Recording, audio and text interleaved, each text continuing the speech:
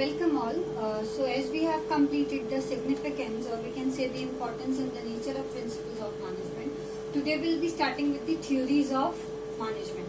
Now theories of management, when we talk about theories of management, there are only two people, correct, who have given the theories of management. The one is a very known Henry Fayol, correct. The one is Henry Fayol, who has given us the theory of administrative management, or we can say the 14 principles of management, correct. It has been given by the Henry Fayol, and the other one is Frederick Winslow Taylor, who has given us the theory of scientific management, correct. Now both these theories we are going to study or learn in this particular chapter afterwards in detail. But before going to that, let us see what these theories of management or how they help us to solve the organizational problems, correct. So these theories of management are the set of journal rules and guidelines. These theories of management are the set of journal rules and guidelines for whom? For whom? For the managers. They are the set of journal rules and guidelines for the manager who is going to deal with the organization, who is going to face the day-to-day problems into the organization. These principles, or let us say that these theories of the management, whether it would be the Henry Fayol's theory or Mr.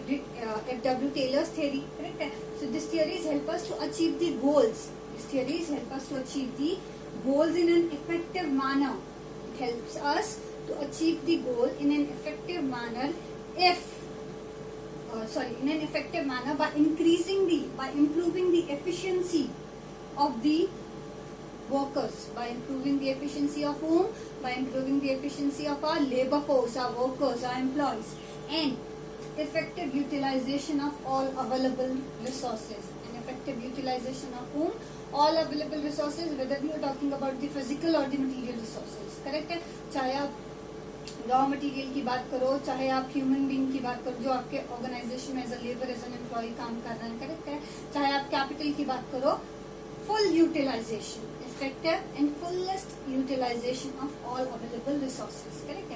Now these theories, if they are going to be implemented creatively, correct, if these theories are going to be implemented creatively, correct, by adding some innovative techniques and strategies, if these theories are going to be implemented creatively by adding some innovative strategies and technique, it will definitely going to give you the desired result. That means with the help of these theories, if you are implementing these theories in your organization, they will help you to achieve the desired goal in a much effective manner, much better way, correct.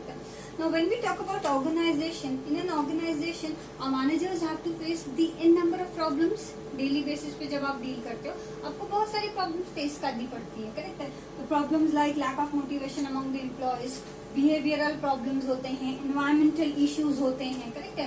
Lack of motivation among the employees, behavioural problem, environmental issues होते हैं, accountability generate होती है, employees की accountability towards the superiors की accountability towards their bosses, correct है.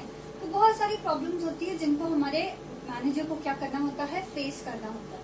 So if the manager is going to rely on these theories of management, if the manager is going to implement these theories creatively, definitely he is going to achieve the result into the much better way, in the most effective and efficient manner, by increasing the productivity of the organization, leading towards the profitability to the organization, leading towards the increased profitability for the organization.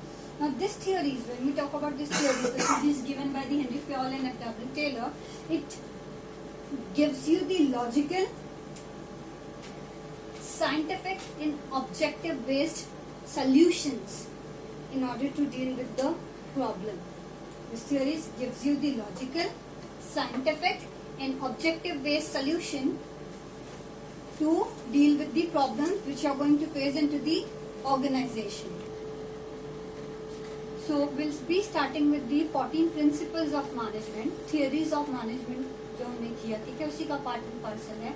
14 principles of management. Now these principles have been given to us by Mr. Henry Fayol.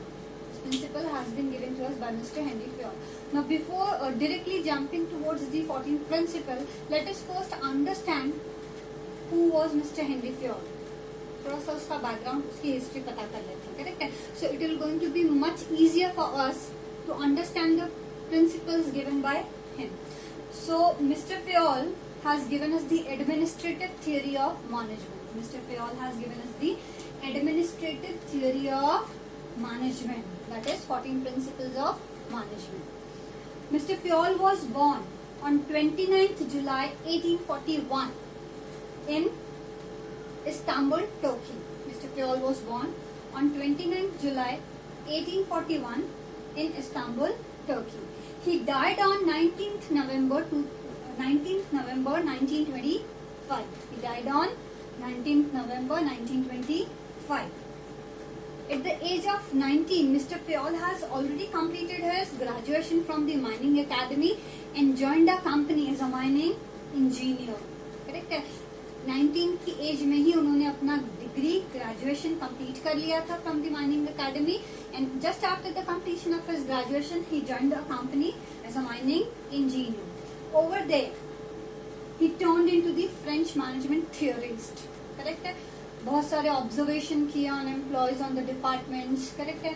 बहुत सारे observation के बाद बहुत सारे experiments किए उन्होंने, जहाँ पे उन्होंने ये थियरीज को क्या किया है, डेवलप किया है. It has been said that he has spent almost 30 years of his life in developing these principles.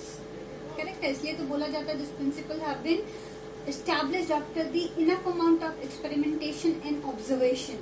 So he has spent his 30 years of life, almost approximately 30 years of his life in developing these principles. So he has turned into the French management theorist. He was a leading industrialist, successful manager. He is also known as a father of management. He is also known as a father of modern management. Correct है? When we talk about Mr. Fayol, he has also developed, correct है, a book which was published in the year 1916. The name of the book was the Journal and Industrial Administration. Book का नाम क्या था? Journal and Industrial Administration, जहाँ पे उन्होंने इन सारे principles को, इन 14 प्रिंसिपल्स को क्या किया है, इन डिटेल में, इन डेप्थ में एक्सप्लेन करने की कोशिश की है. Now when we talk about the management, functions of management याद है आपको? Planning, organizing, directing, controlling, coordinating, correct है, and at last the evaluation of your particular implemented plan. So in functions of management के first 4 जो functions है वो किसने हमें दिए हैं? Mr. Fayol ने दिए हैं. So first 4 functions of management has been given.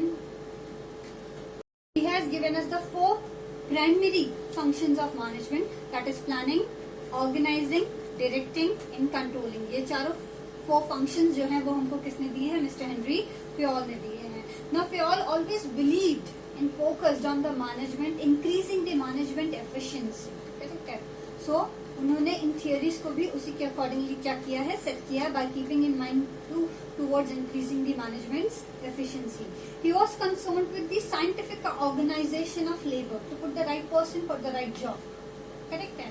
According to the ability, the knowledge and the expertise which that particular individual possesses, उसको एनालाइज करने के बाद ही सामने वाले इंडिविजुअल को, एम्प्लॉय को उसका टास्क क्या करना है, असाइन करना है. So he was concern with the scientific organisation of labour. He also suggested that the quality of a manager should be physical, moral, educational, knowledge, and it should be based on the experience. At the time of selecting the manager for the organization, you have to go look towards his physical strength, his moral strength, the degree which that particular person is holding, how much knowledge that particular person possesses, and what experience that particular person have. Background, क्या experience है उसके पास, वो क्या expertise deliver कर सकता है towards your organization और towards increasing the profitability of the organization. इन सब चीजों पे क्या किया है Mr. Fayol ने concentrate किया है in his, at the time of explaining his 14 principles of management. Now let us start with the principles of management one by one. So our very first principle is principle of division of work and specialization. it tells us that when you divide the work, it brings the specialization towards the organization. Now, as and when the organization grows in size, जैसे जैसे आपका organisation grow करने लगता है, nourish and flourish करने लगता है, आप उसको एक्सपांड करते हो, it becomes very important, correct है, that you should divide the work into smaller pieces and each piece of work is going to be handled. As and when organization grows, it becomes important to divide the work into small pieces, and each smaller piece is going to be handled, correct, is going to be handled by these trained and the specialist employees, is going to be handled by the specialist and the trained employee. If a specialist and trained employees have only his part of job, उनको सिर्फ अपना assign job क्या करना है, accomplish करना है, then they will be able to accomplish it in the most effective and efficient manner, correct है, क्योंकि उनको और कुछ नहीं करना. आपको एक पर्टिकुलर टास्क असाइन किया गया है, आपकी अकाउंटेबिलिटी सिर्फ उसी पर्टिकुलर टास्क के टुवर्ड्स क्या होती है, जनरेट होती है, ना कि towards the whole organization, correct है. आपको सिर्फ ये पर्टिकुलर अमाउंट ऑफ जॉब क्या करना है, कंप्लीट करना है in your best possible way. So हमारे एम्प्लॉयज जो कि स्पेशलिस्ट होंगे, जो कि ट्रेंड होंगे, ऐसे एम्प्लॉयज को जब आप एक स्मॉलर पीस ऑफ वर्क क्या करते हो, असाइन करते हो by going through their potential capabilities, correct है, तो वो उस जॉब में क्या करते हैं, अपना 100% देते हैं. जो आउटपुट आता है वो क्या होता है, बेस्ट आउटपुट होता है for the organization. So when an organization grows, it works into smaller pieces, divide the work, and the divided work, the small pieces of the work should be assigned to the employees, to the specialist and trained employees. And if that specialist or the trained employee has to do only that particular part of his job, correct है, they are going to accomplish it in the most effective and efficient manner. एक example लेते हैं, class board होता है ना, उसको design करना है, ठीक है. So we want to decorate our class board, तो कैसे करेंगे, सबसे पहले बॉर्डर्स पे आएंगे. किसको देंगे बॉर्डर्स का काम, जो बहुत ज्यादा आर्टिस्टिक है, करेक्ट है, उस इंडिविजुअल को हम सिलेक्ट करेंगे टू डिजाइन द बोर्ड. फिर आता है राइटिंग वर्क, किसको देंगे, जिसकी हैंड राइटिंग क्या होगी, बेस्ट. फिर आते हैं मटेरियल पे, जो मटेरियल आपको डालना है, उसके लिए आप किसको चूज करोगे, the one who is the creative one, the one who is the creative one, the one who has a sense of putting up the board. क्या कहाँ लिखना है, करेक्ट है, कहाँ पे थैंक यू होना चाहिए, कहाँ पे आप वेलकम कोट लिखोगे, इंपॉर्टेंट मटेरियल आप कैसे प्रेजेंट करोगे, करेक्ट है. सो अलग अलग काम के लिए हमने क्या किया, अलग अलग स्टूडेंट्स को depending upon their potential and capability elect किया, चूज किया, करेक्ट है. ये एग्जाम्पल जो है बहुत माइक्रो लेवल पे है, ये एग्जाम्पल जो है वो बहुत ही माइक्रो लेवल पे है. यहाँ पे हर एक स्टूडेंट को उनके पोटेंशियल के अकॉर्डिंगली हमने क्या किया है, जॉब असाइन किया गया, because they are good at that. क्योंकि जिसको हमने बॉर्डर के लिए बॉर्डर या डिजाइनिंग के लिए चूज किया है, वही वो आर्टिस्टिक है, उसकी ड्राइंग हमेशा से अच्छी रही है, करेक्ट है. जिसको हमने लिखने के लिए चूज किया है, उसका हैंड राइटिंग अच्छा है. So because we have chosen the best, it will going to save our time and effort both, correct है. टाइम एंड एफर्ट दोनों ही हमारा सेव होगा, करेक्ट है, और हमको बेस्ट पॉसिबल रिजल्ट इससे मिलेंगे. इन द सेम वे जब आप इसको मैक्रो लेवल पे इन दी ऑर्गेनाइजेशंस इम्प्लीमेंट करते हो, तो it brings the specialization in the organization by increasing the productivity of the organization. It brings the specialization in the organization by increasing the productivity in the organization. So when we talk about the division of work and specialization, it doesn't mean कि ये सिर्फ managerial level पे होना चाहिए. Even at the technical work भी assign करते वक्त आपको work को क्या करना है, you have to divide the work and assign it to the trained and specialized employees. Correct है? Now we have understood that this principle is going to be applicable to all kind of work, technical as well as managerial. When you divide the work, correct? When you divide the work and you assign the work to your trained and specialized employee, it brings the speciality in the organization. It brings the speciality in the organization. Speciality due to reputation. कैसे? Example लेते हैं. McDonald's जाते हैं आप सब, देखा होगा, सुना होगा, नहीं गए हो. मैकडॉनल्ड्स में क्या मिलता है, फ्रेंच फ्राइज, बर्गर, ठीक है. तो एक बंदा है, ठीक है, जो पास 3 मंथ से क्या कर रहा है, फ्रेंच फ्राइज बना रहा है. He know exactly how to peel off the potato, how to cut the potato, what is going to be the exact size of the potatoes, कौन से साइज में कट करना है, कितने मिनट्स तक उसको डीप फ्राई करना है और निकालना है, जिसके बाद आपके फ्राइज क्या होंगे, क्रिस्पी और क्रंची होंगे। करेक्ट है। एक बंदा है, ठीक है, जो बर्गर प्रिपेयर कर रहा है, कितना मेयोनीज डालना है, कौन से बर्गर में कौन सा चीज डालना है, कौन से वेजिटेबल्स डालने हैं, कौन सी आलू टिक्की डालनी है, he is doing his particular part of job. और एक बंदा काउंटर पे है जो क्या करता है, आपके ऑर्डर्स को आपको सर्व करता है। नाउ ऑल ऑफ सडन हमने सबकी ड्यूटीज क्या कर दी, चेंज कर दी। ऑल ऑफ सडन हमने सबकी ड्यूटीज चेंज कर दी। क्या होगा, first either you are going to give them the training, आपको ट्रेनिंग देनी होगी उनको। करेक्ट है। ट्रेनिंग के बाद भी जब वो बंदा उस काम को स्टार्ट करेगा, ट्रेनिंग के बाद भी जब वो बंदा उस काम को स्टार्ट करेगा तो उसको थोड़ा तो टाइम लगेगा ना उससे यूज टू होने में, थोड़ी सी प्रॉब्लम्स होंगी। समटाइम्स उसने क्या किया, ज्यादा डीप फ्राई कर दिया तो पोटैटोस क्या हो गए, क्रंची होने के बजाय उसमें जले हुए का टेस्ट आने लगा। कभी उसने जल्दी निकाल दिया, आधा एक मिनट जल्दी निकालने की वजह से वो क्रिस्प और वो क्रंच या वो टेस्ट नहीं आ पाया। ठीक है, बहुत सारी प्रॉब्लम्स क्या होंगी, आपको फेस करनी होंगी। एक बंदा जो हमेशा से फ्रेंच फ्राइज बना रहा था, अब आपने उसको बर्गर बनाने में डाल दिया, उसको भी प्रॉब्लम फेस करनी होगी। सो यहाँ पे जब आप एक स्पेशलिस्ट को अपॉइंट करते हो एक टास्क कंप्लीट करने के लिए, तो वो एक्सपीरियंस्ड बंदा होता है, क्योंकि ये बंदा पिछले 3 महीने से फ्राइज क्या कर रहा है, बना रहा है। Now he has become a specialist into that. आपने उसको ट्रेनिंग दी थी, बट ट्रेनिंग के बाद क्योंकि वो कंटिन्यूसली उस पर्टिकुलर पार्ट ऑफ जॉब में क्या है, असाइंड है, वो क्या बन गया, स्पेशलिस्ट बन गया। So specialisation due to repetition. Specialisation आता कैसा है इंडिविजुअल एम्प्लॉयज के अंदर, जब वो रेपिटेटिवली उसी काम को करते हैं, तो इट ब्रिंग्स दी स्पेशलाइजेशन। सो आपको हर शॉर्ट स्पैन ऑफ टाइम में उनके जॉब्स को क्या नहीं करना है, स्विच नहीं करना है। It also leads towards the reduction into the wastage, क्योंकि आपके एम्प्लॉय स्पेशलिस्ट हैं, because they are doing their job repetitively, it will going to lead towards the reduction into the wastage of resources. Correct है, उनको पता है कब, कहाँ, क्या, कितना और कैसे करना है, तो रिसोर्सेज का वेस्टेज नहीं होगा। इनफैक्ट जो रिसोर्सेज हैं वो टू द फुलेस्ट एक्सटेंट क्या होंगे, यूटिलाइज किए जाएंगे। आपका कॉस्ट पर यूनिट क्या होगा, रिड्यूस होगा। करेक्ट है।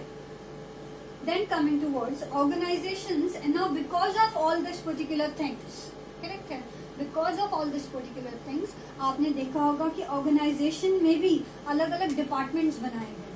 Organizations are divided into different departments only because of this particular principle, that division brings in the speciality. Division brings in the speciality into the work that your employee, that your specialist and trained employees are going to perform. Now let's see a second principle of management, that is principle of authority and responsibility.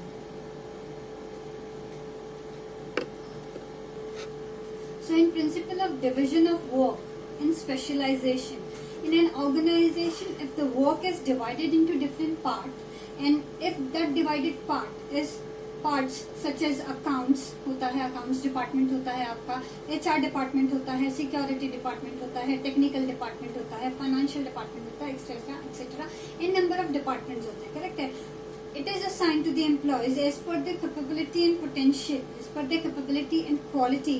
It will leads towards the increased efficiency and expertise output for the organization.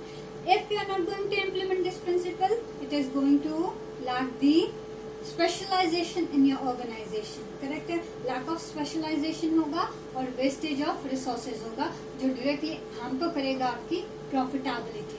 Correct है।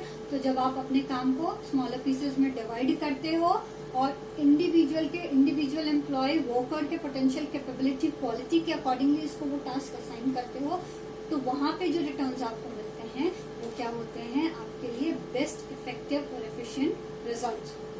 Now let's see a second principle of management, that is principle of authority and responsibility. Principle of authority and responsibility. Now what do you understand by the term authority? Authority क्या है आपके लिए? Correct है। So authority, it is a right to take the decision. Authority means a right to take the decision, to give the orders and obtain the obedience from the employees, from the worker. See, I am a subject teacher, correct? So whatever I am teaching is right, and you must obey it. I am a teacher, subject teacher. मैं इस subject के बारे में जो भी पढ़ा रही हूँ सब करेक्ट है, यू शुड ओबे it, you should do it, it's my authority because I am the subject teacher. Now what is the responsibility? Responsibility means an obligation to perform assigned duties on time. Responsibility means obligation. It is an obligation to perform the assigned duties on time. Because teacher has said it. Because your teacher has, your subject teacher has said it. You must do it. You must do it. It becomes your responsibility. So according to Fioll, there should be a right amount of parity. There should be a right amount of parity between the authority and responsibility. Balance होना बहुत जरूरी है between the authority and responsibility. If we are making a person or an employee responsible for a particular task, correct है, आपने किसी को responsible कर दिया किसी पर्टिकुलर टास्क के लिए जहाँ पे उसकी अकाउंटेबिलिटी जनरेट होगी. If he is not going to complete the task within the stipulated period of time in an effective and efficient manner, correct है, तो उसकी अकाउंटेबिलिटी जनरेट होगी, वो आंसरेबल होगा. लेकिन ऑन दी अदर हैंड, ठीक है, if you are making an employee responsible for a task without giving him the sufficient amount of authority, that person is going to be torn out as an ineffective. वो आपको बिल्कुल भी effective result नहीं दे पाएगा क्योंकि आपने उसको रिस्पॉन्सिबिलिटी तो दे दी लेकिन रिस्पॉन्सिबिलिटी को अकम्प्लिश करने के लिए अथॉरिटी तो दी ही नहीं. करेक्ट है. सो अगर आप किसी को रिस्पॉन्सिबल करते हैं फॉर अ पर्टिकुलर टास्क और फॉर अ पर्टिकुलर जॉब, आपको उसको इनफ अमाउंट ऑफ या फिर जितना जरूरी है उस रिस्पॉन्सिबिलिटी को अकम्प्लिश करने के लिए उतना अमाउंट ऑफ अथॉरिटी भी पास ऑन करना होगा, तभी वो पर्टिकुलर एम्प्लॉय आपको इफेक्टिव और एफिशिएंट रिजल्ट्स दे पाएगा. सो अगर रिस्पॉन्सिबिलिटी दी है तो इनफ अमाउंट ऑफ अथॉरिटी भी देनी होगी ताकि वो क्या कर सके, इफेक्टिव आउटपुट दे सके. एक एग्जाम्पल लेते हैं. हमारे ऑर्गेनाइजेशन में there is a mister X who is a production manager, correct है. सो आपने उसको ये रिस्पॉन्सिबिलिटी दी है कि भाई नेक्स्ट मंथ में you are suppose to produce 1000 units. In the coming month you are suppose to produce 1000 units. Coming month मतलब हमारे जून में आपको 1000 यूनिट का आउटपुट क्या देना है, ऑर्गेनाइजेशन को देना है. दैट इज द रिस्पॉन्सिबिलिटी जो ऑर्गेनाइजेशन ने मिस्टर एक्स को दी है. वो क्या है, रिस्पॉन्सिबिलिटी है जो मिस्टर एक्स को दी गई है from the organization as a production manager of the organization. But if not given the sufficient amount of authority, then he is going to fail. अगर आपने उसको रिस्पॉन्सिबिलिटी दे दी लेकिन sufficient amount of authority नहीं दी ताकि वो रिक्वेस्ट कर सके for the tools and machineries, for the materials that he is going to be needing for the sake of accomplishing the production. Target accomplish करने के लिए उसको जो मटेरियल चाहिए, ठीक है, जो उसको टूल्स चाहिए, जो उसको मशीनरीज चाहिए, उसके लिए आपने उसको अथॉरिटी नहीं दी है कि वो उनका क्या कर सके, ऑर्डर कर सके, फर्दर उनको परचेस कर सके, फर्दर उनको अवेल कर सके. Then he is going to turn ineffective. He will not going to be able to achieve the target on time. On time target, that means in the month of June वो अपने target को achieve नहीं कर पाएगा, वो ineffective हो जाएगा. ऐसा यहाँ पे क्यों हो रहा है इस एग्जाम्पल में, क्योंकि आपने सिर्फ रिस्पॉन्सिबिलिटी दी है, आपने अथॉरिटी नहीं दी है सामने वाले प्रोडक्शन मैनेजर को, मिस्टर एक्स को. सो अगर उसको रिस्पॉन्सिबिलिटी दी है तो उसको अथॉरिटी भी दो कि भैया ठीक है 1000 यूनिट्स प्रोड्यूस करने के लिए जितना रॉ मटेरियल चाहिए आप मंगवा सकते हो. अगर आपको further advance machineries, tools, equipments चाहिए आप परचेस कर सकते हो. अगर आपको स्किल्ड लेबर्स की जरूरत है you can go and hire them. आपको ये सारी अथॉरिटीज भी उनको क्या करनी होंगी, देनी होंगी. Right parity between the responsibility and authority is going to be needed in an organization to achieve the successful outcome, to achieve the successful result. So balance between authority and responsibility is needed to avoid the misuse of the authority or failure to achieve the goals. Balance between authority and responsibility, the right parity between the authority and responsibility is needed to avoid the misuse. अगर आप इसको properly implement कर रहे हो तो it will going to help you out to avoid the misuse of the authorities and to avoid the failure towards the achievement of your goal. अगर आप इसको इम्प्लीमेंट नहीं करते हो तो सबसे पहला अथॉरिटीज का मिसयूज होगा, करेक्ट है. Second thing what is going to happen if you are not implementing this principle, it will lead towards the delays in decision making. अगर बैलेंस मिसिंग है तो, करेक्ट है, डिसीजन मेकिंग में क्या होगा, डिले होगा. So we have seen the principle of authority and responsibility where we have seen the right amount of balance between the authority and responsibility has to be present in the organization in order to achieve your desired goal in efficient and effective manner. Now let's see the third principle of management, that is, now the next is, the third principle is principle of discipline. What do you understand by the term discipline? हमेशा सुनते हो ना school में, colleges में, follow the disciplines, घर में parents बोलते हैं be in a discipline, be in a manner, behave properly. तो ये discipline है क्या? What is this? The discipline means in an organization or in a general discipline means sincerity and obedience. Sincerity and obedience towards the rules and regulation. Now here we are talking about the organization. So in an organization, discipline means sincerity and obedience towards the organizational rules and regulation, and employment agreement. जिस particular job के लिए आपने employ को higher किया था, higher करने के बाद उसका जॉब रोल चेंज हो गया, ऐसा नहीं होना, करेक्ट है? तो sincerity and obedience towards the organisational rules and regulation and towards the employment agreement, correct है, which are necessary for the working of an organisation. Otherwise your organisation is going to be considered as fraud. भैया बोलते कुछ और है, काम कुछ और करवा देते हैं, ठीक है? मैनेजर बोल के अपॉइंट किया था, क्रेडिट कार्ड बिकवा रहे हैं बैंकों में अपॉइंट करके. सो जॉब रोल डिफर नहीं करना चाहिए. जो एम्प्लॉयमेंट एग्रीमेंट है, you should be adhere to those particular agreements only. उसी के अकॉर्डिंगली आपको क्या करना है, एम्प्लॉय को further task and duties assign करनी होती है. Now this principle of discipline requires good superiors at all the levels from top to bottom. Top level, middle level, lower level, हर लेवल पे एक अच्छा सुपीरियर, एक अच्छे मैनेजर का होना क्या है, बहुत जरूरी है. So it requires the good superiors at all the levels, clear and fair agreement to maintain the transparency in the organization at the time of entering into the contract either with your client customers or with your employees. हर जगह transparency maintain करना क्या है, बहुत जरूरी होता है. Judicious application of penalties, अगर किसी पे फाइन पेनाल्टीज इम्पोज होनी है तो उसको as per the rules and regulation implement करना, ना कि वहां पे डिपेंडिंग अपॉन द एम्प्लॉय क्या हो जाना, बायस्ड हो जाना. ये नहीं करना है. So this principle requires, the principle of discipline requires good superiors at all the levels, clear and fair agreements between the organization and the employees, between the organization and the customers, between the organization and your creditors, correct है? Between the organization and your investors. Who are your investors? आपके share holders, correct है? Depend आपके equity share holder, preference share holders.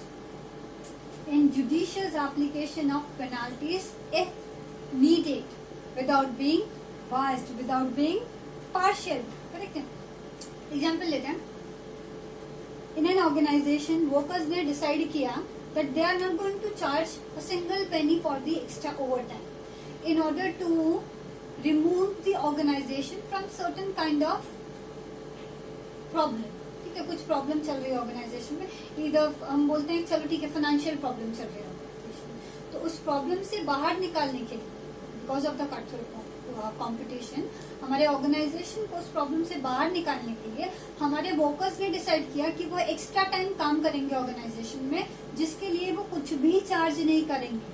Workers have decided that they are not going to charge anything for the doing the overtime in order to remove the organization from certain kind of situation. अब इसके return में our organization has promised our workers that जब भी वो profit earn करेंगे, whenever they are going to earn a profit, वो profit का 5% अपने एम्प्लॉयज को देंगे in the form of bonus. वो अपने प्रॉफिट का 5% क्या देंगे, अपने एम्प्लॉयज को देंगे in the form of bonus.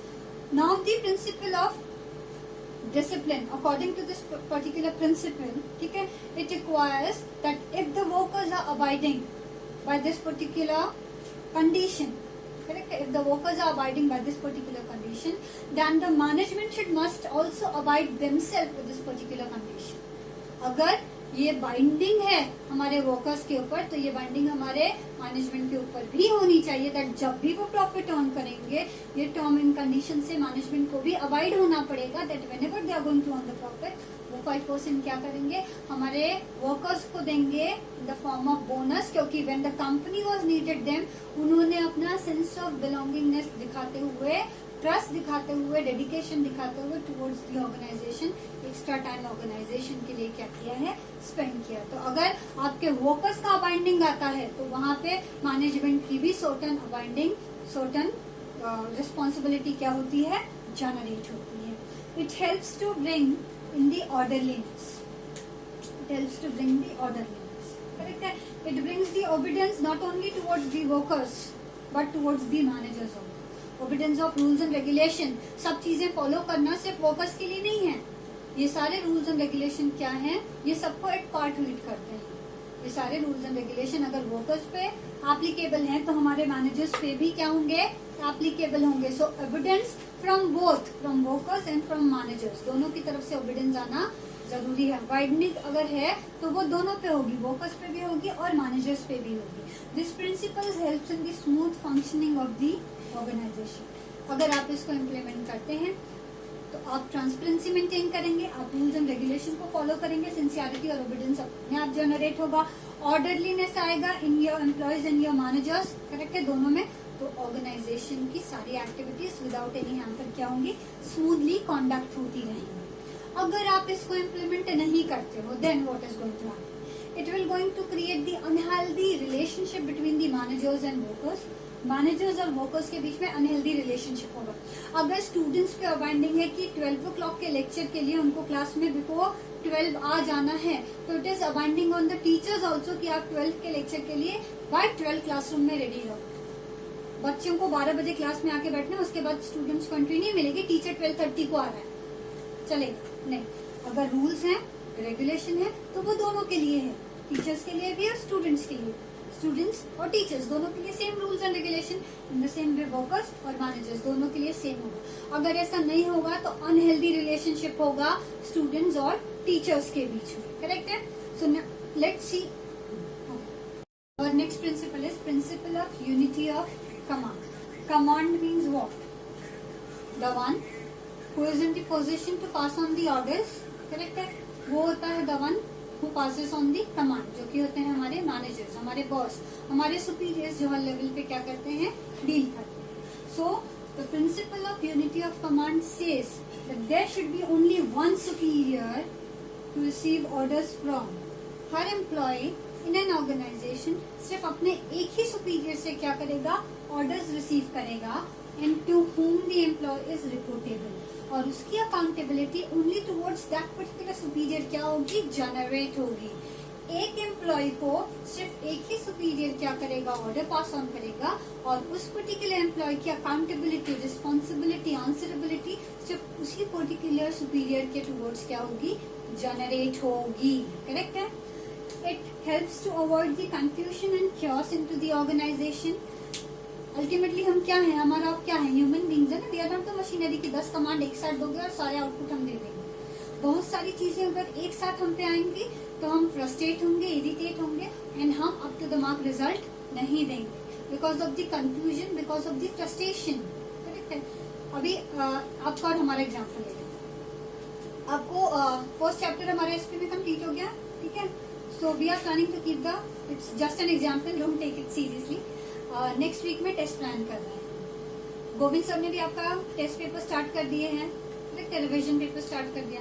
So Govind sir भी नेक्स्ट वीक में टेस्ट प्लान कर रहे हैं, ठीक है। ओसी भी स्टार्ट हो गया, तो हम नेक्स्ट वीक में ओसी का भी टेस्ट प्लान कर रहे हैं। आप बोलोगे मिस फुल स्टॉप, कितने सारे टेस्ट नेक्स्ट वीक में, ओसी का भी टेस्ट, एसपी का भी टेस्ट, हमारे मैथ्स के लेक्चर स्टार्ट हो गए तो मैथ्स का भी टेस्ट होगा हमारा, करेक्ट है। फिर आप अकाउंट्स का भी टेस्ट लोगे, इतनी सारी चीजें एक साथ नहीं होगा हमसे, क्यों नहीं होगा, because we need certain time हर सब्जेक्ट के लिए प्रिपेयर। टेस्ट की बात है तो you have to prepare sincerely, तो हर सब्जेक्ट को मैं खुद को प्रिपेयर करने के लिए in order to score better marks in your test आपको टाइम की जरूरत होगी। अगर सारी चीजें एक साथ हो जाए, टुडे सैटरडे, मंडे को सब टेस्ट होने वाले हैं, अकाउंट्स का भी टेस्ट होगा, ओसी का भी होगा, एसपी का भी होगा, मैथ्स का भी होगा, क्या होगा, बहुत ज्यादा कंफ्यूजन और क्योस क्या होगा, जनरेट होगा अमंग्स द स्टूडेंट्स, और कंफ्यूजन और क्योस जहाँ पे आता है वहां पे पॉजिटिव रिजल्ट्स या फिर डिजायर्ड रिजल्ट आपके डिजायर्ड मैनर में आना बहुत ज्यादा डिफिकल्ट हो जाता है। सो इसीलिए एक टाइम पे एक ही टेस्ट होगा। हम क्या करते हैं, generally we keep the test on Wednesdays and Saturdays, correct है, जिसके बारे में आपको 1 वीक प्रायर इन्फॉर्मेशन मिल जाती है, सो that you can prepare yourself. अब नेक्स्ट वीक पूरा वीक टेस्ट का ही होगा ऐसा तो नहीं होता है, करेक्ट है। हम आपको क्या देते हैं, प्रॉपर टाइम शेड्यूल देते हैं to prepare yourself for that particular subject, और उसके बाद ही आपके टेस्ट लिए जाते हैं। अगर सब एक साथ ऑर्डर्स पास ऑन करेंगे तो कंफ्यूजन और क्योस क्या होगा, जनरेट होगा इन दी ऑर्गेनाइजेशन। इसलिए एक एम्प्लॉय को सिर्फ एक ही बॉस क्या करेगा, ऑर्डर पास ऑन करेगा, ना कि मल्टीपल बॉसेस उसको ऑर्डर पास ऑन करेंगे। To avoid the conflicts among the superiors, मैं बोलूंगी मेरे टेस्ट में क्यों नहीं परफॉर्म किया, तो आप बोलोगे मिस एसपी का टेस्ट था ना इसलिए हम ओसी नहीं पढ़ पाए। तुमने क्यों नहीं परफॉर्म किया तनीषा, नहीं मिस मैथ्स के लिए रेडी होना था। शुभम बोलेगा मुझे तो पता ही नहीं था टेस्ट था, करेक्ट है।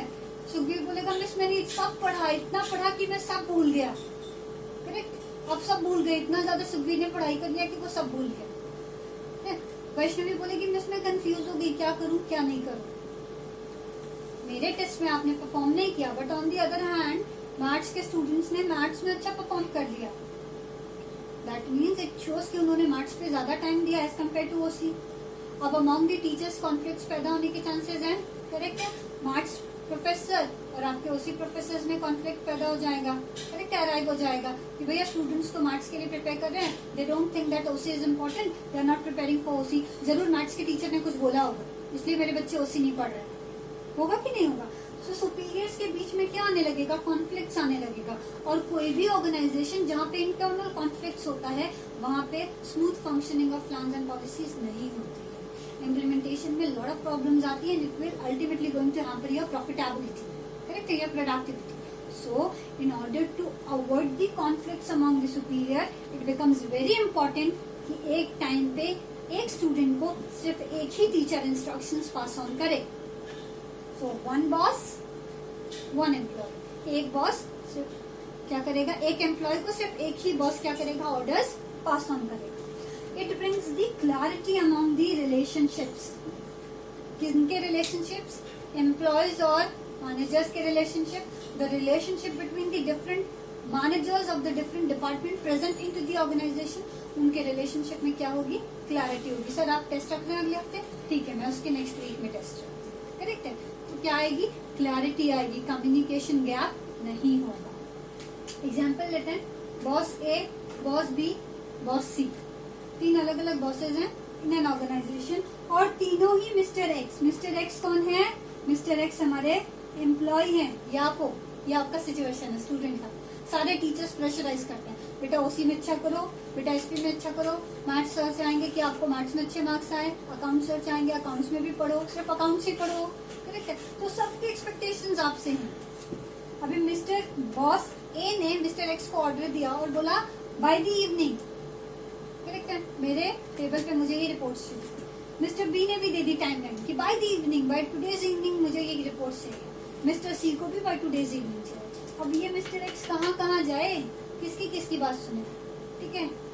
मिस्टर एक्स किसकी बात सुने, घर भी देखना है, पढ़ाई भी करनी है आपको, अपने फ्रेंड्स को भी मैनेज करना है, करेक्ट है। आप क्या क्या करोगे अकेले बेचारे, आप स्टूडेंट्स क्या क्या करोगे, अब बेचारे नहीं हो, बेचारा कौन है यहाँ पे, हमारा मिस्टर एक्स है, ठीक है। अब mister X by today's evening किसका किसका काम करे, इसका करे, इसका करे या इसका करे। अगर तीनों का करता है तो परफेक्शन नहीं आएगा, it will going to lack the specialization. Specialization से करना है तो वो किसी एक का ही काम कर पाएगा, तीनों का नहीं कर पाएगा, करेक्ट है। तो बहुत ज्यादा कंफ्यूजन हो जाएगा मिस्टर एक्स को और वो आपको डिजायर्ड मैनर में इफेक्टिव एफिशिएंट रिजल्ट नहीं दे पाएगा। So your this principles helps you to bring the unity of command, जहाँ पे एक बॉस से एक एम्प्लॉय को एक ही बॉस से क्या आएंगे, इंस्ट्रक्शंस आएंगे। मिस्टर बी और मिस्टर सी होंगे ही नहीं, मिस्टर एक्स को boss A order pass on करेगा and in return mister X की अकाउंटेबिलिटी रिस्पॉन्सिबिलिटी जनरेट होगी टुवर्ड्स बॉस ए। क्लियर है, we are done with this particular principle. Now let's see the next principle, that is principle of unity of direction. Correct? A principle of unity of direction. Till now we have completed 4 principles. Principle of division of work and specialization. Principle of authority and responsibility, parity between authority and responsibility. Correct? Principle of discipline, to follow the, to be sincere, to be obedience, transparency maintain करना, agreements को follow करना, and then the principle of unity of command. So next principle is principle of unity of direction. Correct? The principle of unity of direction.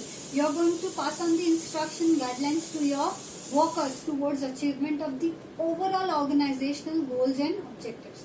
जब हम organisation की बात करते हैं तो हमने पहले भी देखा है कि ऑर्गेनाइजेशन में बहुत सारे डिपार्टमेंट्स होते हैं. Production department, sales department, marketing department, HR department. Correct है? जिनके खुद के अलग अलग गोल्स होते हैं, जिनको अचीव करने के टुवर्ड्स वो क्या करते हैं, वो. But all the group should work in the same direction. आपके हर ग्रुप का, हर डिपार्टमेंट का इंडिविजुअल गोल है. करेक्ट है? हर डिपार्टमेंट का इंडिविजुअल गोल है, बट अल्टीमेटली इन सबका गोल किस तरफ होना चाहिए, गोल्स की डायरेक्शन किस तरफ होनी चाहिए, towards the accomplishment of the overall aim and objective of the organization. Correct है? यहाँ पे you have to see that one head one plan. एक ऑर्गेनाइजेशन एक प्लान. सबका ऑब्जेक्टिव क्या होना चाहिए, सेम होना चाहिए. So all the units in the organization should be working, all the units in the organization should be working in the same direction, that is towards the accomplishment of the overall organizational goals and objectives. Example लेते हैं. एक company है Amul company. Correct है? Milk products बनाती है. तो इसका एक प्रोडक्ट है अमूल बटर और दूसरा है अमूल चीज. ठीक है? अमूल बटर एंड अमूल चीज. कंपनी सेम है. ठीक है? प्रोडक्ट्स अलग अलग है. तो ये बटर और चीज अमूल के जो दोनों हैं, दोनों डिफरेंट प्रोडक्ट्स हैं, डिफरेंट यूनिट्स हैं. अब इन दोनों ही यूनिट्स या प्रोडक्ट्स के अपने खुद के एम्स होंगे, गोल्स होंगे, ऑब्जेक्टिव्स होंगे. करेक्ट है? Both are the different units having their own goals and objectives. But at the same time both the units should moving in the same direction. Both the units should moving in the same direction towards accomplishment of the goals and objective of the organization, that is Amul company. दोनों का objective होना चाहिए कि ultimately Amul company का जो overall target है, agenda है, दोनों का डायरेक्शन उसी को अचीव करने के टुवर्ड्स होना चाहिए. Although both of them are the separate products, separate units in the same organization. Correct है? सो अलग अलग ग्रुप्स जो होते हैं. यूनिटी ऑफ कमांड ने हमको क्या बताया, एक एम्प्लॉय को एक बॉस ऑर्डर पास ऑन करे. वहां पे हम इंडिविजुअल एम्प्लॉय की बात करें, यहाँ पे हम ग्रुप की बात करें. हर ग्रुप का डायरेक्शन जो होगा वो किसके टुवर्ड्स होगा, towards the accomplishment of the organisational goal. अपने ओन एम्स को, गोल्स को अचीव करने के साथ ही साथ जैसे जैसे आप उसको अचीव करते जाओगे, आप ऑर्गेनाइजेशनल गोल के टुवर्ड्स एक एक स्टेप क्या करते जाओगे, बढ़ाते जाओगे. तो आपका गोल आइसोलेशन में नहीं होना चाहिए, वो क्या होना चाहिए, कॉम्प्लीमेंट करना चाहिए ऑर्गेनाइजेशनल गोल्स को. करेक्ट है? आप आइसोलेशन में अपनी एक्टिविटीज कंडक्ट नहीं कर सकते. So one had one plan. It explains the group working with the same objective under the direction. It explains principle of unity of direction, explains the group working with the same objective under the direction of a single person. Each unit in the organization should have the same objective. सबका objective क्या होना चाहिए, same होना चाहिए. कि भले ही मैं production department से हूँ, आप सेल से हो, ठीक है, हमारा तीसरा बंदा जो है मिस्टर एक्स वो परचेसिंग डिपार्टमेंट से है. No matter from whatever department you are coming from, अगर आप सेम ऑर्गेनाइजेशन को बिलोंग करते हो तो आपका ऑब्जेक्टिव भी क्या होगा, सेम होगा. जो ऑर्गेनाइजेशन का ऑब्जेक्टिव है वही आपका ऑब्जेक्टिव होगा, वही आपके ग्रुप का ऑब्जेक्टिव होगा, वही आपके ग्रुप का ऑब्जेक्टिव होगा. सो all the group should work in the same direction. एक ऑर्गेनाइजेशन एक plan. One organization, one plan for all the different groups present into the organization. So here we are done with the principle of unity of direction. Principle of unity of direction हो गया हमारा. So next principle is principle of subordination of individual individual interest to the organizational interest. It means there should be the balance between the individual interest and the organizational interest. Over here, this principle tries us to explain that priority is always going to be given to the organizational interest. First priority, first preference हमेशा organisation का interest होगा और उसके बाद individual interest को क्या दिया जाएगा, इम्पोर्टेंस दिया जाएगा. फर्स्ट प्रायोरिटी किसकी होगी, इंडिविजुअल ऑर्गेनाइजेशनल इंटरेस्ट की होगी और उसके बाद प्रायोरिटी हम देंगे, इम्पोर्टेंस हम देंगे इंडिविजुअल इंटरेस्ट को. So all the decision at any point of time, at any level into the organization have to be taken by keeping in mind that overall organization's interest. पूरे organisation के overall interest को, objective को ध्यान में रखते हुए ही आपको किसी भी लेवल पे किसी भी तरीके का डिसीजन लेना होगा. Now organization interest has to be given priority. It has to be given priority over the individual interest. Example लेते हैं. इन केस ऑफ स्ट्राइक्स होता है ना, हमारे एम्प्लॉय स्ट्राइक पे चले जाते हैं and they put forward certain bundle of demands कि इनको अकम्प्लिश करो तभी हम वापस काम पे आएंगे. सो एम्प्लॉयज अगर स्ट्राइक पे चले गए हैं, in the kind of appreciation they are demanding in their wages and salary is not we can say जितना काम वो कर रहे हैं उसके अकॉर्डिंगली वो क्या है, बहुत ज्यादा है, काम कम और पैसे ज्यादा मांग. सो ये पर्टिकुलर जो डिमांड है, क्या ये ऑर्गेनाइजेशन के इंटरेस्ट में है?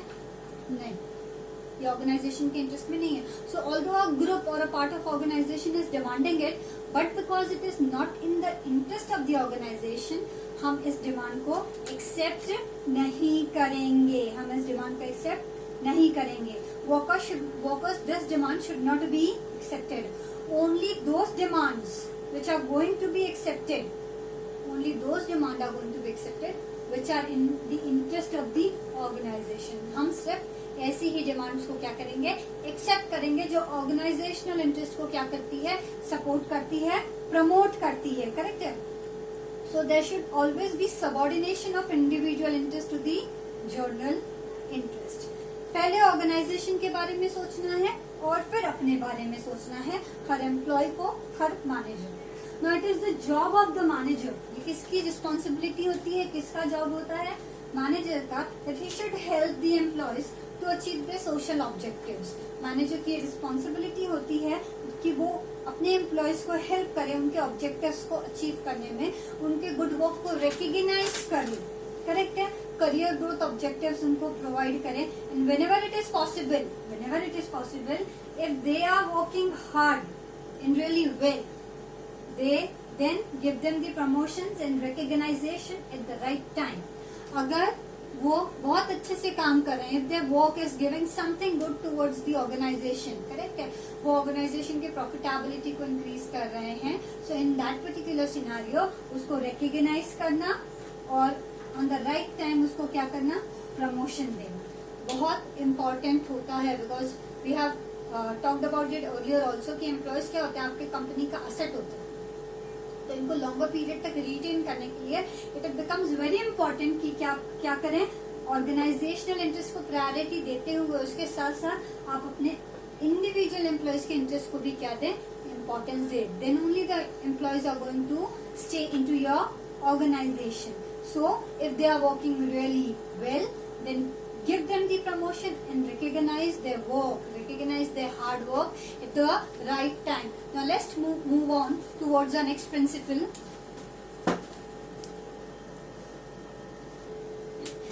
Now this principle is the principle of remuneration. That means how you're going to decide the salary or the wages which you're going to give to your workers and employees. So it says the remuneration, the method of giving the remuneration should be fair, and equitable होना चाहिए, reasonable होना चाहिए. Correct है. Because the employee wants the job, because he is in need of money, आप उसको कम salary offer नहीं करोगे as compare to the market. So whatever you are paying to him it should be reasonable. Whatever you are paying to him it should be reasonable. It should be satisfactory. It should provide the reasonable standard of living to that particular employee within the paying capacity of the organization. ऐसा नहीं है कि higher या market price के equivalent salary देने के लिए आपको लोन लेना पड़े. ठीक है. जितना भी प्रॉफिट आप अर्न कर रहे हो, जितनी भी इनकम आप अर्न कर रहे हो, उसके अकॉर्डिंगली आप फेयर, इक्विटेबल, सेटिस्फैक्टरी सैलरी क्या करोगे, प्रोवाइड करोगे अपने वर्कर्स को, अपने एम्प्लॉयज को। You should not exploit the workers और the employees because they are in the need of job, correct है। ये सोच के उसको एक्सप्लॉइट नहीं करना है। आप जो भी सैलरी उसको पे करोगे उससे वो सेटिस्फाइड होना चाहिए, करेक्ट है। उससे वो और she should be able to maintain a simple standard of living, correct है। वो मेंटेन करने के लिए केपेबल इनफ होनी चाहिए आपकी वो सैलरी, और वो ऑर्गेनाइजेशन के पेइंग कैपेसिटी के विद इन होनी चाहिए। If you are giving the good remuneration to your employees, it will motivate the employee. It will increase their efficiency. It will increase their sense of belongingness towards the employees, which will lead towards the increased productivity and in turn reduced labor turnover. Correct है? Labour turnover कम होगा, आपकी productivity बढ़ जाएगी क्योंकि आपके employees motivated हैं, आपके employees 100% efficiency और डेडिकेशन के साथ क्या कर रहे हैं, they are completing their given task. So it will also improve the relation among the managers and workers, because salaries कब इंक्रीज होती हैं आपकी, जब आपका मैनेजर आपके वर्क को क्या करता है, राइट टाइम पे रिकॉग्नाइज करके अप्रिशिएट करता है, एंड द सेम थिंग ही reports to the upper boards, correct है। अपने सुपीरियर्स को सेम चीज जब रिपोर्ट करता है तब एम्प्लॉयज या वर्कर्स की सैलरीज में क्या होता है, इंक्रीमेंट होता है। If you not implement this principle it will bring the dissatisfaction among the employees, motivation नहीं होगा, उनका जो कॉन्फिडेंस लेवल है वो डाउन हो जाएगा, करेक्ट है। It will increase your labour turnover, employees turnover and recruitment cost. अगर आप ऑन टाइम सैलरी इंक्रीमेंट नहीं करते हो या एक satisfactory fair equitable salary offer नहीं करते हो अपने एम्प्लॉयज को, तो आपके employees after every short span of time आपके ऑर्गेनाइजेशन को छोड़कर दूसरे ऑर्गेनाइजेशन में चले जाएंगे। नए एम्प्लॉयज को हायर करने के लिए रिक्रूटमेंट करना होगा, वो कॉस्ट क्या होगा आपका, बढ़ जाएगा। तो अनहेल्दी रिलेशनशिप बिल्ड होगा, रिक्रूटमेंट कॉस्ट क्या होगा, बढ़ जाएगा। The salary which the employee deserves against the kind of services which he is rendering, the salary which the employees deserve against the kind of services which he is rendering, he should be compensated for those services। आपको उसको उन चीज के against में क्या करना है, एक फेयर, जस्ट और सेटिस्फैक्टरी कंपनसेशन देना है ताकि वो एम्प्लॉय आपके ऑर्गेनाइजेशन में बना रहे, so that you will be able to retain that employee into your organization, correct है। Remuneration should be decided by keeping in mind the skill, the expertise, knowledge and the individual potential of that particular employee and the particular increase in the profitability of the organization, which is goal of the individual employee towards the increase in the profitability of the organization, the cost of living, the market trend, इन सब चीजों को ध्यान में रखते हुए आपको अपने employ का, अपने वर्कर का रेम्यूनरेशन क्या करना होता है, डिसाइड करना होता है, सो दैट वो फेयर भी हो, इक्विटेबल भी हो, उसके लिए सेटिस्फैक्टरी हो और उसके हेल्प से वो क्या कर सके, एक reasonable standard of living enjoy कर सके। Now let's move on towards the next principle of management, that is, now the next principle is principle of centralization and decentralization of authorities. Centralization and decentralization of authorities. Now centralization means retention of authority at the top level of management. Retention of authority, the power is going to be in the hand of the top level of management, whether it would be regarding making the policies, framing the policies, or it would be regarding the taking the routine decisions.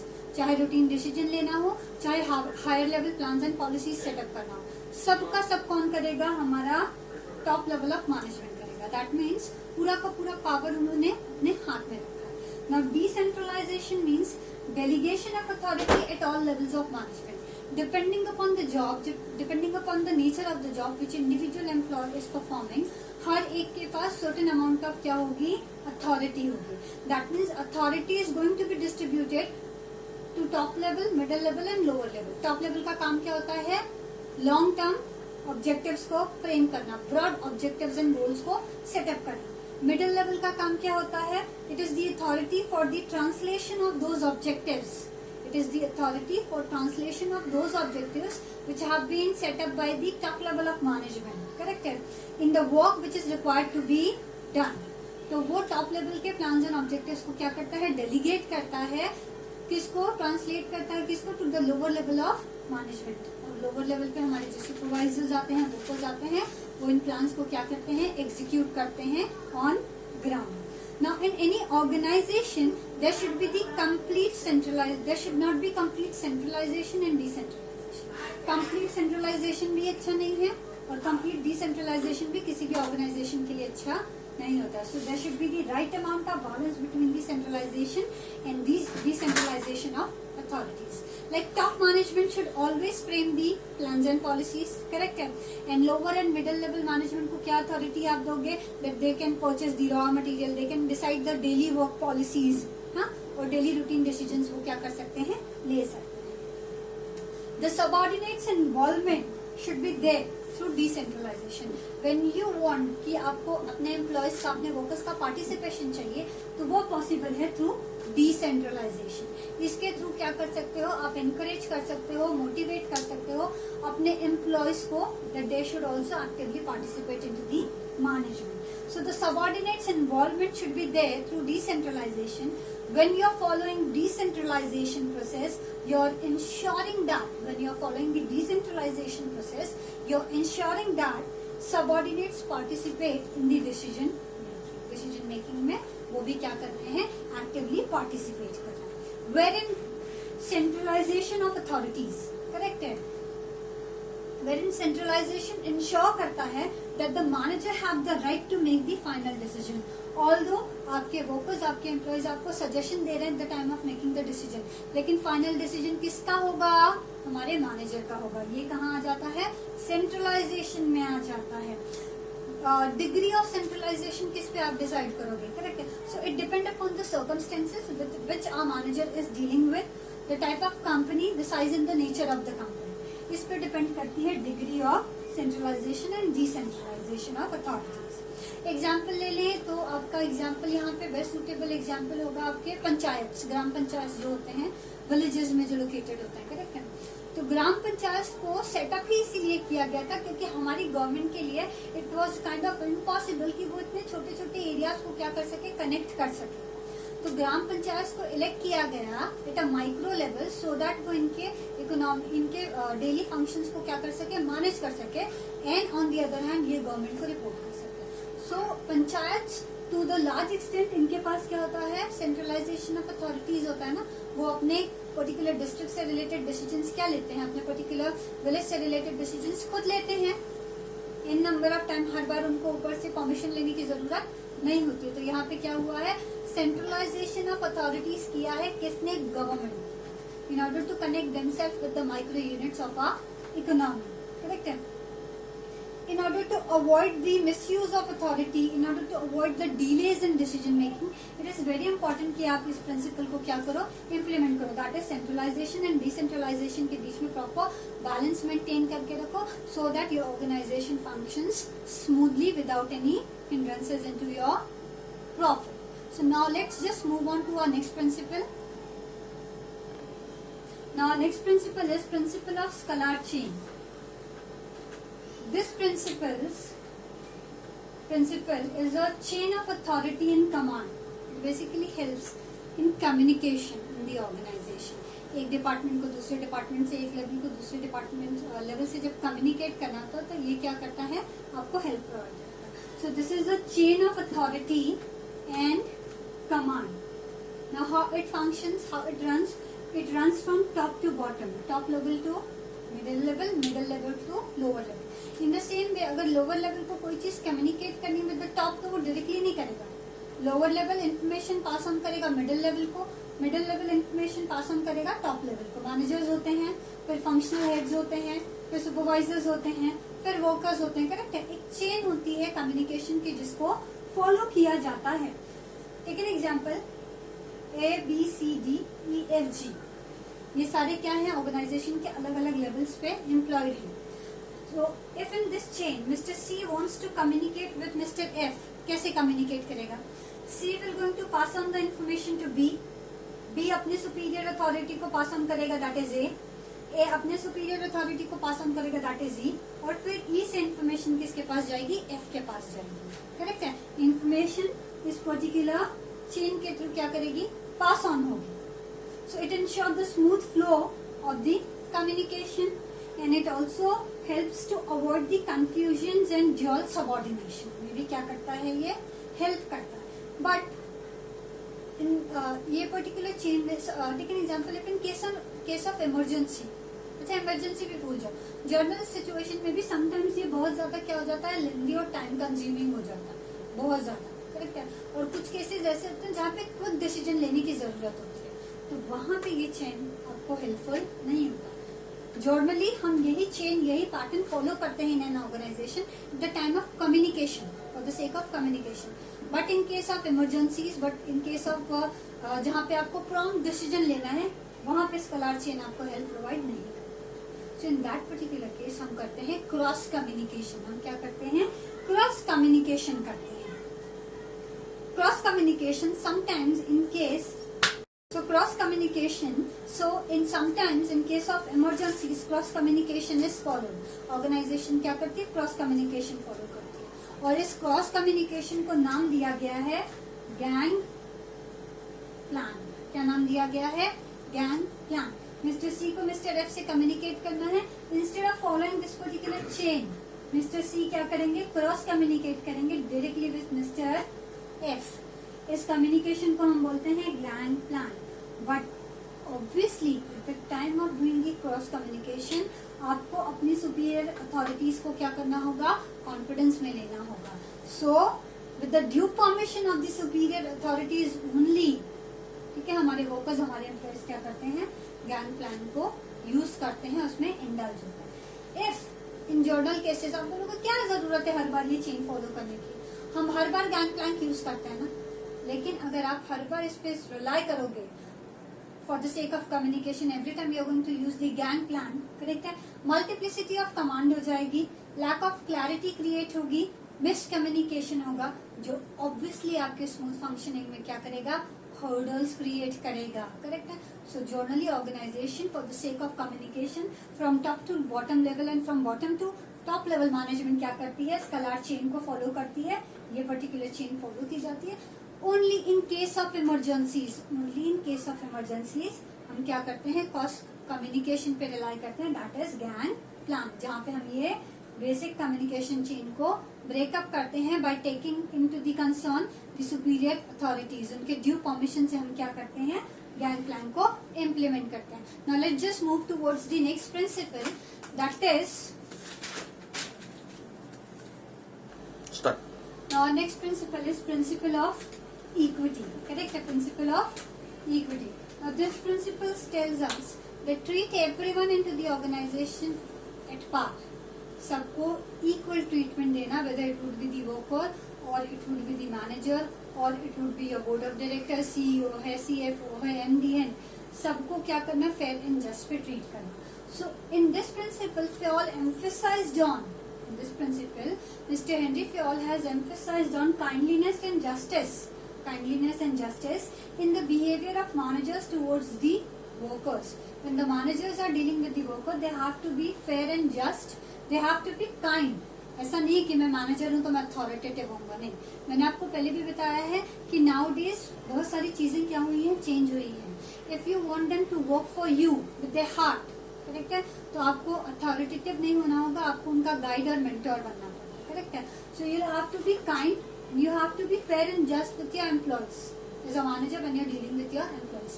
इस पे कौन emphasis करते हैं, हमारे Fayol under this particular principle. This principle, if you will implement this principle, it will bring the loyalty and devotion. It will bring the loyalty and devotion in both, in managers also and in workers also. Correct? A kind of belongingness, sense of belongingness generate होगा in your workers and in your managers towards the organization, which will lead towards increase in the efficiency, and in turn it will going to increase your productivity of the organization. So while dividing the work and assigning the authority, at the time of dividing the work and assigning the authority for the individual employees, at the time of deciding the remuneration or increment into their salary, follow this particular principle of equity. पहले भी बताया था मैंने आपको, आपका काम बोलता है. करेक्ट है. ग्रुप वाइज, ग्रुप के बेसिस पे आपकी सैलरी डिसाइड नहीं होगी, आपके इंडिविजुअल परफॉर्मेंस पे आपकी सैलरी डिसाइड की जाती है. We have seen this in the principle of remuneration. Correct है. So treat everyone at par, be equal, fair and just with everyone. It create fair as well as friendly atmosphere. जब आप इस principal को implement करते हो, ये एक fair, transparent और फ्रेंडली एटमोस्फियर क्या करता है, क्रिएट करता है, जहाँ पे आपका मैनेजर आपके साथ काइंड है. The manager is ready to understand the situations of the employees, and on the other hand employees are ready to understand the situation of the organization and the manager, and they both are working for the each others betterment. Correct है?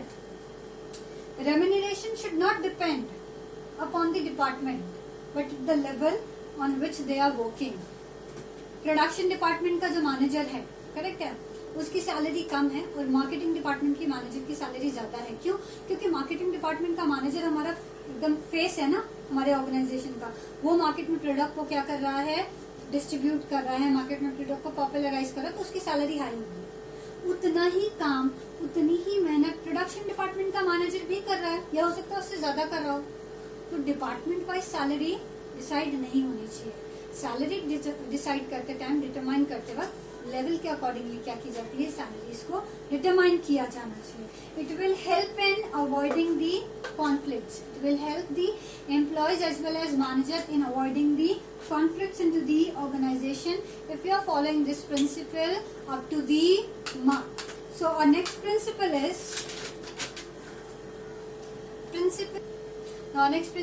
principle of stability of tenure. Principle of stability of tenure. It tells that give the job security to your employees. Correct है? जब आप उनको higher करते हो और उनको job security नहीं देते, that means they are not clear in their mind कि कितने टाइम तक मैं कंपनी में रहूंगा या रहूंगी. After that particular probation period जो होता है 6 मंथ का, उसके बाद कंपनी मुझे रखेगी या नहीं रखेगी, निकाल देगी, क्या करेगी. With that particular state of mind employees के लिए 100% डेडिकेशन के साथ काम करना पॉसिबल नहीं होता. So at the time of hiring only ensure the job security. It will bring the sense of belongingness. और जिसके बाद आपका एम्प्लॉय 100% डेडिकेटिवली क्या करेगा, 100% एफिशिएंट होके काम करेगा. At the time of selecting the employee should be selected and appointed. The employee should be selected and appointed after due and rigorous process. Correct है? जिसके बाद आप जब उनको एम्प्लॉय कर लोगे, हायर कर लोगे, तो आपको कोई रिग्रेट नहीं होगा. बहुत सारे राउंड होते हैं जिनको क्लियर करने के बाद ऑर्गेनाइजेशन में एम्प्लॉयज को क्या किया जाता है, हायर किया जाता है. इन राउंड्स में उनके पोटेंशियल को, उनकी कैपेबिलिटीज को, उनके एक्सपर्टाइज नॉलेज को क्या किया जाता है, जांचा और परखा जाता है. And after that if the company is satisfied, if the company feels that ये एम्प्लॉय अगर हमारी ऑर्गेनाइजेशन को ज्वाइन करता है तो it will definitely going to increase the profitability of the organization, or he or she is going to bring something good for the organization, तभी आप उसको क्या करोगे, हायर करोगे. So after employees should be selected and hired after the due and rigorous procedure. Once they are selected, should be kept at the post for a minimum fixed tenure. एक बार select कर लिया तो उसको minimum fix tenure के लिए आपको क्या करना होता है, हायर करना होता है, रखना होता है ऑर्गेनाइजेशन में. आपको उनको मिनिमम जॉब सिक्योरिटी क्या करनी होती है, प्रोवाइड करनी होती है. If you will not do that तो क्या होगा, करेक्ट है? अगर आप ऐसा नहीं करते हो तो इनसिक्योरिटी जो है उनके एफिशिएंट परफॉर्मेंस को क्या करेगी, अफेक्ट करेगी, जो अल्टीमेटली आपके ऑर्गेनाइजेशन के लिए अच्छा नहीं है. If you implement this particular principle, आप अपने एम्प्लॉयज को जॉब सिक्योरिटी प्रोवाइड करते हो तो it will reduce your expenses on the recruitment also. पहले भी बताया था मैंने, बार बार एम्प्लॉयज हायर करने की चीज को हम हायर करते हैं. वो जब हमें एक अच्छा एम्प्लॉय देते हैं तो आप उस एम्प्लॉय की एक सैलरी ऑर्गेनाइजेशन क्या करता है, HR कंपनीज को देता है, तो वो कॉस्ट आपका क्या होता है, बढ़ेगा अगर आपके एम्प्लॉयज को जॉब सेटिस्फैक्शन नहीं मिल रहा in terms of job security. Correct है? सो जब आप जॉब सिक्योरिटी देते हो तो to some extent it helps you to reduce the expenses on the recruitment. आप जब जॉब सिक्योरिटी देते हो तो एम्प्लॉयज के अंदर सेंस ऑफ बिलोंगिंगनेस जनरेट होता है, जिसके बाद वो 100% एफिशिएंटली और डेडिकेटिवली क्या करते हैं, आपके ऑर्गेनाइजेशन के लिए वर्क करते हैं. They work towards increasing the profitability of the organization. So our next principle is principle of Next principle is principle of initiative. Now initiative means to take to start out, come up with something new खुद से. Correct है, without any external force. So in an organization, the employee should be provided with such kind of atmosphere. According to Fayol, over here Fayol has emphasized that organization should provide such kind of an environment so that employees should come up with the new initiatives without any external force. It should come into them from within. खुद से आना चाहिए उनके तरफ, ना कि आप force करो कि कुछ करो. जैसे क्लास में जब मैं क्वेश्चन पूछती हूँ, ठीक है, as a teacher when we ask the question, we have to point out to the individual students. There are only few number of students who raise their hands by themselves and who are ready to give the answer no matter whether it is right or wrong. And what the rest of the students you do, कोई नीचे देखता है, कोई यहाँ देखता है, कोई वहाँ देखता है, टीचर की तरफ कोई नहीं देखता है. क्यों? देख लिया तो भाई मुझे पूछ लेंगे. करेक्ट है, ऐसा नहीं होना चाहिए. ऑर्गेनाइजेशन को एक ऐसा एटमॉस्फेयर देना होता है अपने वर्कर्स को जहाँ पे उनके workers freely without any external force वो क्या कर सके, इनिशिएटिव ले सके. They should come up with the new ideas by themselves. The manager, now it is a duty of manager. Number of time student question क्यों नहीं पूछता है या आंसर क्यों नहीं देता है? Because if the answer wrong हुआ तो teacher is going to make fun out of it.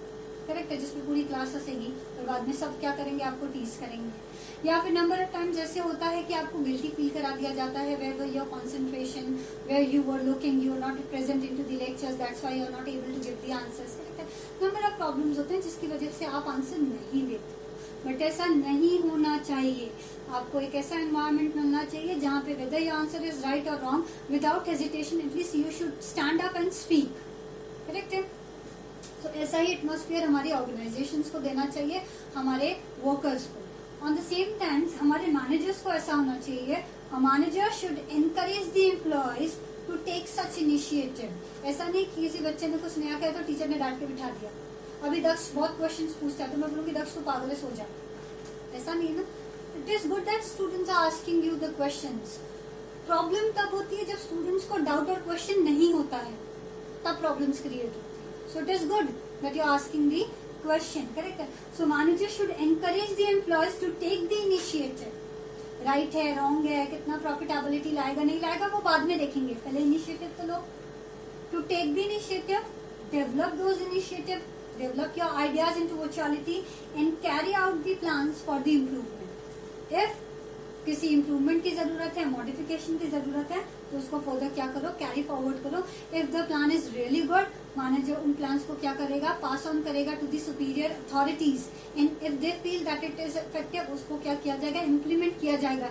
ये नहीं सोचा जाएगा कि ये आइडिया एक वर्कर से आया है जो कि lower level of the organization को बिलोंग करता है. ऐसा नहीं होना चाहिए. करेक्ट है. It will motivate the employees to come up with the new ideas and improve their creative leading. It will also help them to increase their efficiency and effectiveness. It will motivate them. Correct है. जब आपके employees motivated होते हैं तो उनकी efficiency और उनका effectiveness on your particular task जो वो कर रहे हैं क्या हो जाता है, ऑटोमेटिकली इंक्रीज हो जाता है. So principle of initiative says that organisation should provide such kind of atmosphere and environment to the employees so that they should come up with the innovative and the creative ideas on their own without any external force. Now let's see the last principle of now the next and the last principle of administrative management given by Henry Fayol is the principle of spread the corps. Now this principle tells you that union is strength, unity is the strength. United we stand, divided we fall. सुना होगा आपने. Correct है. वो कहानी भी सुनी होगी बचपन में. एक फार्मर रहता है, उसके 5 सन्स होते हैं, कुछ काम नहीं करते हैं, तो एक दिन वो उनको बुलाता है, 5 स्टिक्स देता है, डिफरेंट सिंगल स्टिक्स देता है, उनको बोलता है तोड़ दो, वो तुरंत टूट जाता है. लेकिन जब उन्हीं 5 स्टिक्स का वो बंडल बना के देता है और उनको तोड़ने बोलता है तो नहीं टूटता है. करेक्ट है. In the same way organization का हर एम्प्लॉय जब तक खुद को part and parcel of organization नहीं मानेगा तब तक ऑर्गेनाइजेशन प्रॉस्पर नहीं करेगी. That means each and every in an organization, each and every employee should consider herself or himself as a part of the organization. Correct है. तभी organisation क्या करेगी, ग्रो करेगी, प्रॉस्पर करेगी. So the principle of spirit de corps says that the employee should consider himself as a part of the organization, as a part of a team. He should not consider himself separate from the organization. मुझे क्या करना है, organisation का काम है, उसको जो मुझे सही लगे वो कर। मैनेजर का काम है, मुझे इससे कोई मतलब नहीं। आपको अभी बताना आपका इनिशिएटिव, आपका एक्टिव पार्टिसिपेशन कितना इंपॉर्टेंट होता है ऑर्गेनाइजेशन के लिए, करेक्ट है। So this principle says that unity is the strength.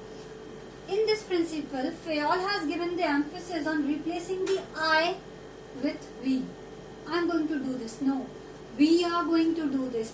As a teacher, no matter how much effective and efficient my teaching is, it is going to be of no use. इसका कोई use नहीं है, ये meaningless होगा if my students are not able to understand it, if they are not able to score the good marks out of it. इसका कोई value नहीं है, इसका कोई यूज नहीं है. सो नॉट आई, मैंने पढ़ा दिया, मेरा काम खत्म हो गया. Now it is up to you whether you study और not. That is not my job. That means you're not a good teacher, you're not a good professor. A good professor is one जो we पे क्या करता है, emphasis करता है, focus करता है. So it is not I, it is not me, it is we. वो सलमान खान वाला भूल जाओ, I, me and myself. नहीं. In the organization, if you want to prosper, अगर आपको growth चाहिए, if you want to grow, develop, correct है, तो आपको we पे emphasis देना होगा, ना कि I, me और myself पे, correct है. So it becomes responsibility of the manager. ये responsibility किसकी होती है? I को V में convert करने की. ये responsibility होती है हमारे manager की. So it becomes the responsibility of manager that as a leader, as a mentor, as a guide to the employees and the workers, correct है? He should create a sense of belongingness. He should create a spirit of teamwork among the employees. नहीं, आपका अकेले काम करके कुछ नहीं होगा. अब कितने भी हार्ड वर्किंग को कोई यूज नहीं है जब तक पूरी टीम आपके साथ क्या नहीं होती है, खड़ी नहीं होती, करेक्ट है. ये चीज एम्प्लॉयज के दिमाग में कौन डालेगा, ये स्पिरिट कौन क्रिएट करेगा एम्प्लॉयज के दिमाग में? मैनेजर करेगा. कौन करेगा? मैनेजर करेगा. तो it is the duty and the responsibility of manager that he should create a team spirit among the members of the organization, among the employees, and he should try to develop a sense of belongingness among the employees. Manager will have to work towards in creating a team spirit and sense of belongingness among the employees in order to achieve the goals and objectives of the organization. Here, my friends, we are done with the principles of management, the 14 principles of management which have been given to us by Mr. Henry Fayol, correct? Now let's just see quickly, have a review on all those principles, or we can say let's just see the conclusion in very short. So these principles will help the manager. ये principles किसके लिए थे? Manager के लिए थे, ताकि वो क्या कर सके, इजीली अपने डेली फंक्शनिंग को बिजनेस ऑर्गेनाइजेशन में मैनेज कर सके, डे टू डे आने वाली प्रॉब्लम्स को इजीली डील कर सके, करेक्ट. हमने स्टार्टिंग में ही देखा था, इसलिए बहुत इंपॉर्टेंट था मैनेजर्स के लिए इन प्रिंसिपल्स को पढ़ना और अंडरस्टैंड करना. So this principles are going to help the managers to manage an organization in efficient and effective manner. Efficient और इफेक्टिव मैनर में हमारा मैनेजर अपने ऑर्गेनाइजेशन को मैनेज कर पाएगा. कब? When the principles are implemented creatively. गुरु मंत्र. These principles are helpful and effective, but only when they are implemented creatively. तभी ये आपको क्या देंगे? Desired result देंगे, efficient result देंगे. So here we are done with the principles of management. Any doubts and queries, please feel free to contact. I have noticed that number of students are not studying at all. Please start studying. Go through with the principle, prepare your own notes, go through with the PDF file, correct है? And we will come back to you with the next video lecture soon. Thank you.